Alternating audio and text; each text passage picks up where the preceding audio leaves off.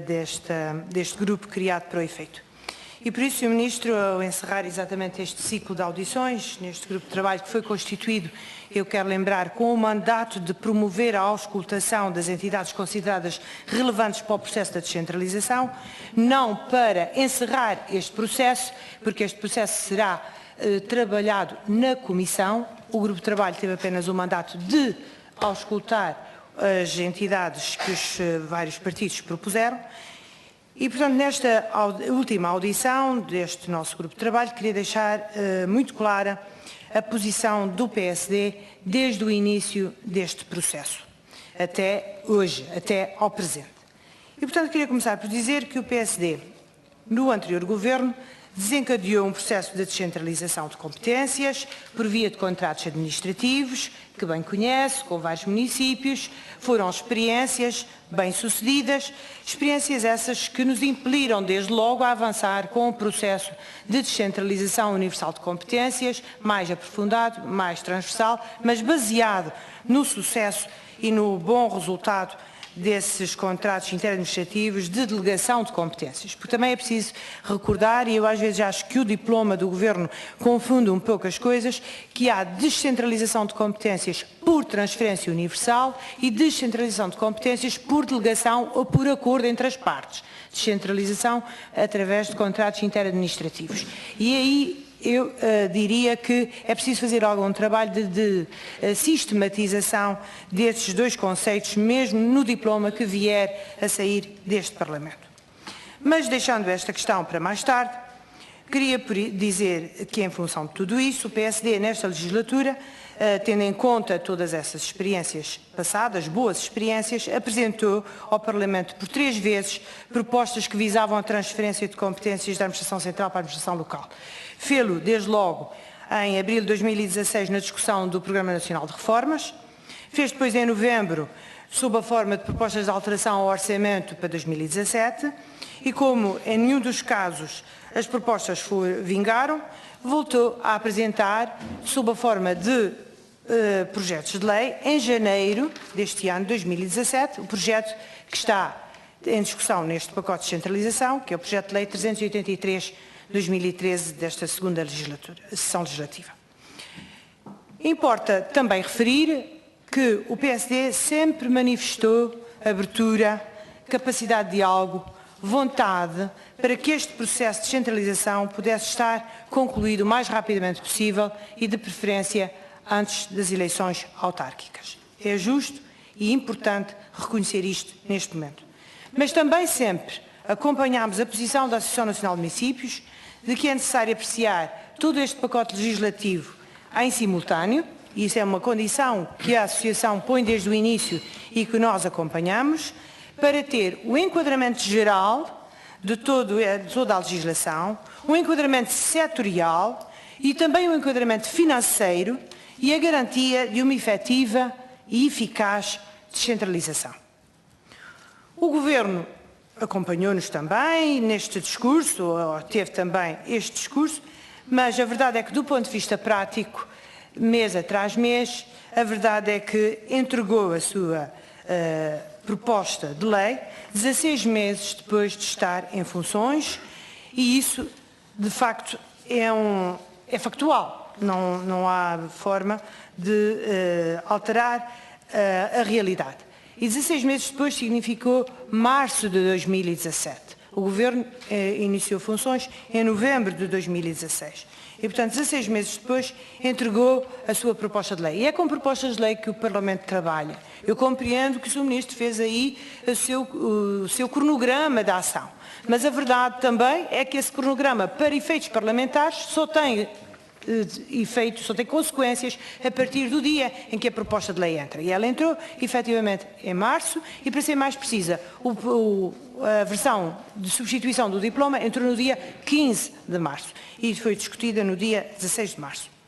E, portanto, Sr. Ministro, nós sempre dissemos que, para além da proposta de lei, queríamos ter uma visão de conjunto. E, de facto, só anteontem, 3 meses depois de entrar a proposta de lei, é que tivemos conhecimento oficial dos 20 projetos de diploma setoriais, algumas propostas de lei e, na sua maioria, anteprojetos de decreto-lei, como referiu há pouco, estando ainda em falta os estudos relativos à quantificação dos recursos financeiros, humanos e materiais e a proposta de lei da revisão do regime financeiro das autarquias locais, a chamada, conhecida entre nós por Lei das Finanças Locais. Todas as entidades ouvidas, a Associação Nacional de Municípios, a SCIM, as áreas metropolitanas, os sindicatos, as confederações patronais, as outras associações que ouvimos, o próprio SES, que tem um parecer bastante circunstanciado sobre este diploma e que integra, como toda a gente sabe, universidades, o setor financeiro, autarquias, empresários, trabalhadores, através dos sindicatos e mais de 30 entidades, recomendam ponderação. O Presidente da Associação da Área Metropolitana, e eu aqui refiro isto, porque é um autarca, além de Presidente da Área Metropolitana, referiu expressamente que será difícil fazer num ano aquilo que outros países levaram 40 anos a fazer e continuam a aperfeiçoar. E a verdade, continuo a citar, é que nem se trata de um ano. Ainda menos do que isso. Isto é evidente que nós sabemos que há muitos anos que se trabalha neste processo e que há várias experiências e que há vários trabalhos e, portanto, não estamos a falar de 40 anos, mas é evidente que também se começa a notar que estes poucos meses, que estes parcos meses são efetivamente poucos e está a deixar o setor bastante desconfortável. Aqui chegados, é obrigatório retirar conclusões e consequências. E a primeira conclusão é que, efetivamente, este processo teria que ter começado mais cedo. No mínimo 6 meses mais cedo. Porque também não se pode pedir ao Parlamento que faça em 3 meses aquilo que o Governo não conseguiu fazer em 16 meses. Agora já vamos em 19 meses.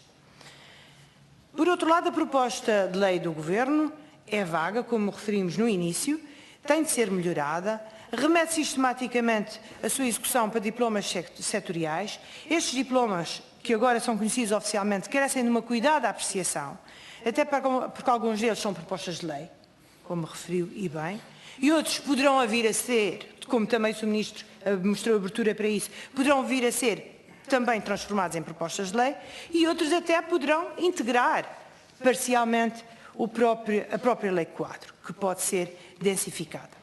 E, portanto, por outro lado, a proposta de revisão da Lei de Finanças Locais, que ainda não deu entrada neste Parlamento, é uma lei complexa, que tem de ser detalhadamente discutida e que é parte integrante da descentralização. Os próprios pareceres que a Associação Nacional de Municípios já deu sobre alguns destes diplomas setoriais refere expressamente que é preciso cautelar isso na Lei de Finanças Locais, que é preciso conhecer-se a Lei de Finanças Locais.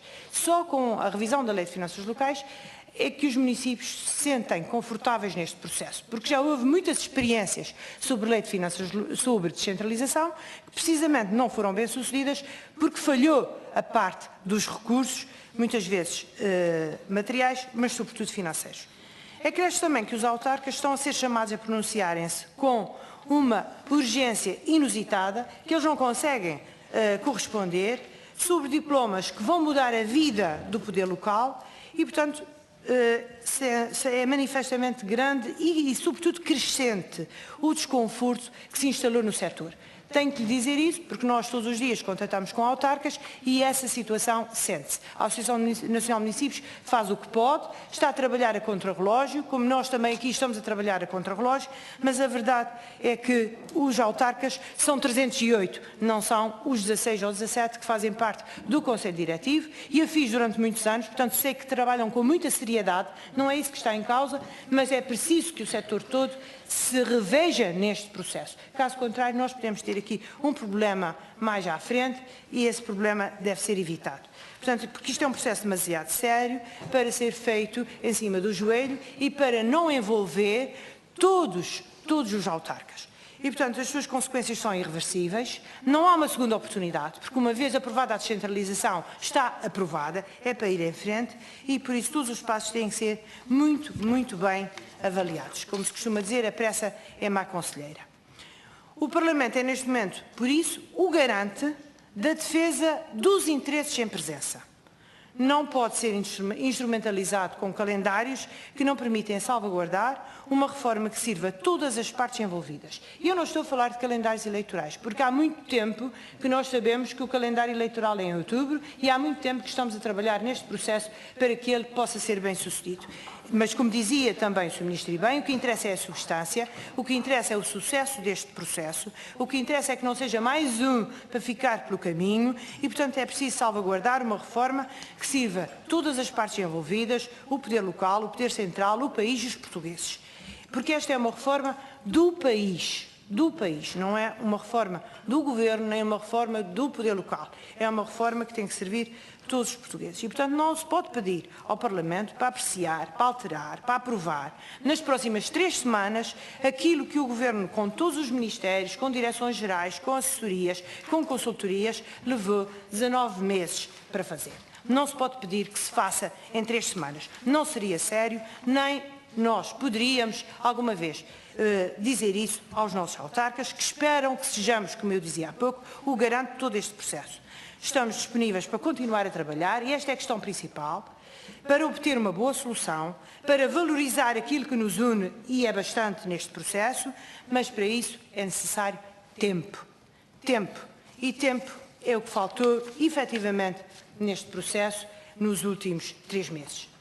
E, portanto, eu quero, por isso, deixar ao Sr. Ministro uma questão, tendo também em conta a opinião que o Sr. Secretário de Estado das Autarquias Locais deixou aqui na audição, dizendo que a descentralização das eleições é difícil, e essa é de facto uma questão que temos que reconhecer que é sincera e, sobretudo, é responsável.